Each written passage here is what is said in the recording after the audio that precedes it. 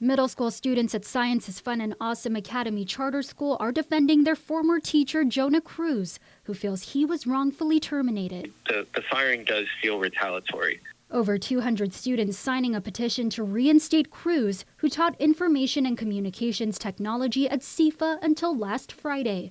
Cruz says he and 4 others were terminated on December 20th. The common denominator between me and the other teachers that were fired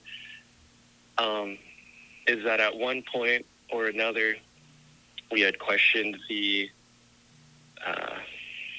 antics of the school, being whether it was scheduling or the way that things were handled. We were unafraid to bring up our concerns, speak for other teachers that might have shared the same concerns.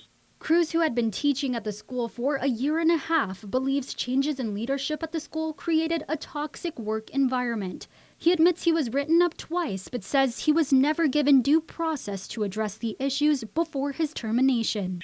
Suddenly, it started to feel like if you weren't going to fall in line, you were going to have a target on your back. Cruz also recounting an incident involving another teacher fired the same day as him. That teacher, he says, was verbally berated by the school's chief of student affairs for allowing a student to opt out of a Christmas assignment that conflicted with their religious beliefs. That she was screaming at her outside of her own classroom. All of her students could hear it. All the students 2 classrooms down could hear it. She was making these outrageous claims that this teacher didn't know what she was doing. Cruz also claims he was burdened with extra responsibilities outside his teaching duties, such as creating media content for the school.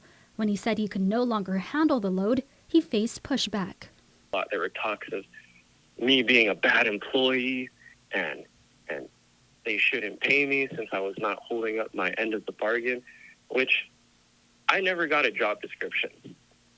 My offer letter just said teacher. Still, he believes his termination was partly driven by personal vendettas and his willingness to speak out against what he describes as the school's lack of organization and poor handling of school matters.